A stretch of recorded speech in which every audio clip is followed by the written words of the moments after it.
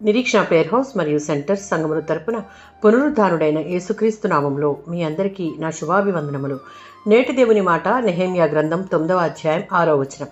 ఆకాశ సైన్యమంతయు నీకే నమస్కారము చేయుచున్నది. ఈ అధ్యాయంలో యూదులు బబులోను చెర నుండి తిరిగి వచ్చి యెరూషలేము గోడలను పునర్నిర్మించారు.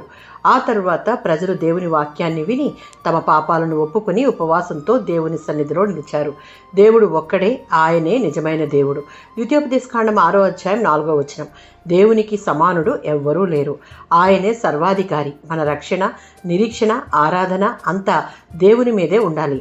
మన కష్టాలలో మనుషులను కాక దేవునినే మొదట ఆశ్రయించాలి. ఆదికాండం 1వ అధ్యాయం 1వ వచనం. ప్రపంచమంతా దేవుని చేతి పనియే.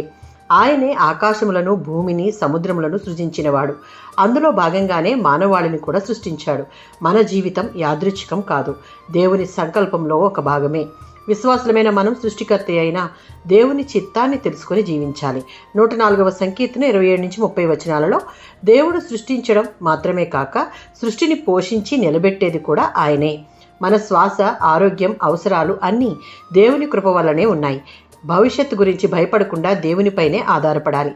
ఆకాశ సైన్యము నీకు నమస్కారము చేయుచున్నది అనగా దేవదూతలు కూడా దేవుని ఆరాధిస్తారు. యెషయా గ్రంథం 6వ అధ్యాయం 1-3 వచనాలు మరియు 148వ సంకీర్తన 2వ చరణం.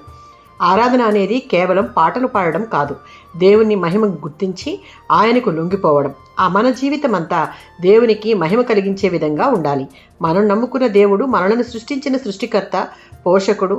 ఆరాధనకు ఆయన మాత్రమే యోగ్యుడు అని గుర్తించి నిత్యము కృతజ్ఞత నిండిన హృదయంతో ఆయనను స్తుతించి ఆరాధించి ఘనపరుద్దాం. ఆమేన్.